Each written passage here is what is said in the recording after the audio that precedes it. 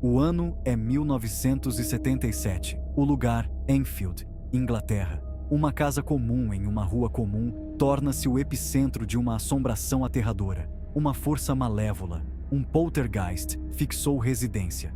Seus alvos, uma mãe solteira e seus 4 filhos pequenos. Poltergeists são entidades invisíveis, conhecidas por seu comportamento travesso e muitas vezes violento. Objetos se movem sozinhos. Móveis viram. Ruídos inexplicáveis enchem o ar. Esta é a história do poltergeist de Enfield. Um caso tão perturbador, tão bem documentado, que continua a intrigar e aterrorizar até hoje.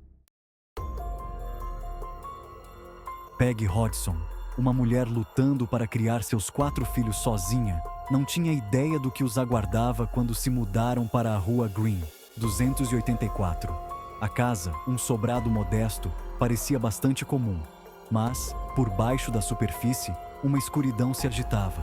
Em 30 de agosto de 1977, essa escuridão se fez conhecer. As crianças, Margaret, Janet, Johnny e Billy, estavam se instalando em sua nova casa. Janet, de 11 anos, e seu irmão mais novo, Johnny, dividiam um quarto. Um som estranho de batidas, aparentemente vindo de dentro da parede, os acordou assustados.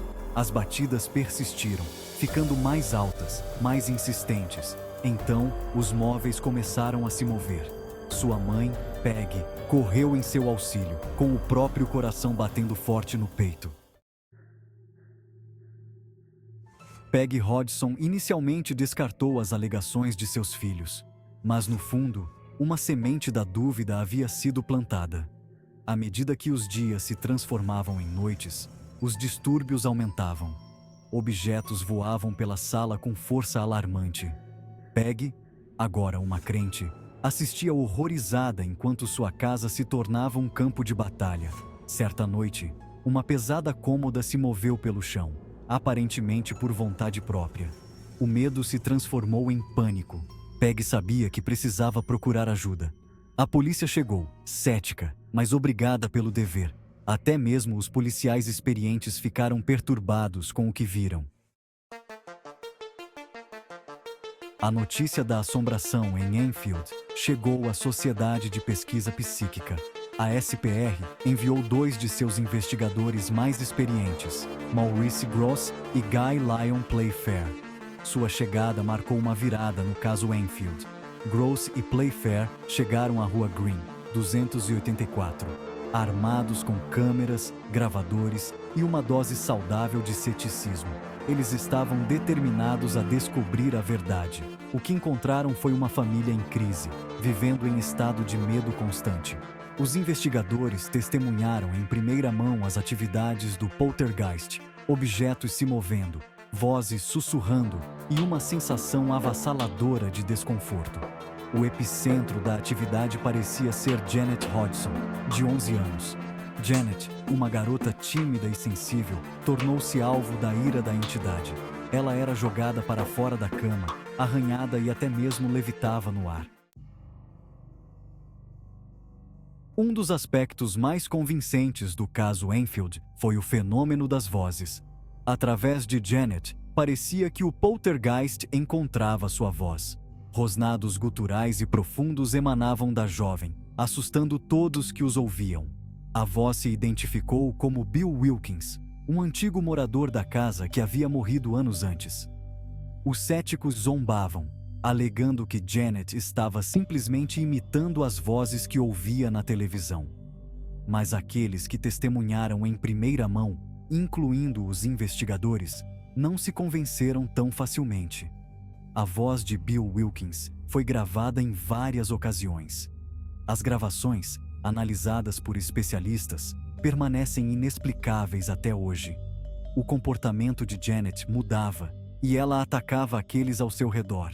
Os investigadores estavam fascinados e perturbados com o que estavam testemunhando. O caso Enfield foi bem documentado. Fotógrafos e equipes de filmagem invadiram a Rua Green, 284. Algumas das evidências mais convincentes vieram na forma de fotografias. Imagens de objetos levitando e Janet sendo jogada por forças invisíveis foram estampadas em jornais. Uma das fotografias mais icônicas mostra Janet levitando acima de sua cama. A fotografia, tirada por Graham Morris, permanece um assunto de debate. Os céticos afirmam que é uma farsa, um truque de luz ou um pulo na hora certa. Os crentes apontam para o medo nos olhos de Janet como evidência de algo paranormal. As fotografias e relatos pintaram um quadro perturbador da assombração em Enfield. O poltergeist de Enfield havia se tornado um fenômeno global. Como acontece com qualquer caso envolvendo o paranormal, a assombração em Enfield atraiu sua cota de céticos. Mágicos, psicólogos e autoproclamados desmascaradores invadiram a Rua Green, 284. Eles apontaram inconsistências nas histórias das crianças para a possibilidade de truques, para o poder da sugestão. Janet, eles alegaram, era uma criança problemática em busca de atenção. Alguns céticos até acusaram os investigadores, Gross e Playfair, de serem coniventes com o embuste. Eles argumentaram que os investigadores, ansiosos para acreditar, haviam sido enganados por uma família inteligente em busca de fama e fortuna. Os céticos apresentaram seus argumentos, dissecaram as evidências e ofereceram explicações alternativas. Mas, apesar de seus melhores esforços, eles foram incapazes de desmascarar definitivamente o poltergeist de Enfield. O debate entre crentes e céticos continuou acirrado. O caso Enfield tornou-se um campo de batalha para um dos argumentos mais antigos da história humana. O poltergeist de Enfield capturou a imaginação do público. O caso tornou-se tema de inúmeros livros, documentários e programas de televisão. Em 2015, o filme de terror Invocação do Mal 2 trouxe a assombração em Enfield para uma nova geração. O fascínio duradouro pelo poltergeist de Enfield fala ao nosso medo primitivo do desconhecido. É um lembrete de que, apesar de nossos avanços na ciência e tecnologia, ainda existem coisas neste mundo que desafiam explicações. Mas uma coisa permanece certa: o poltergeist de Enfield garantiu seu lugar nos anais da história paranormal.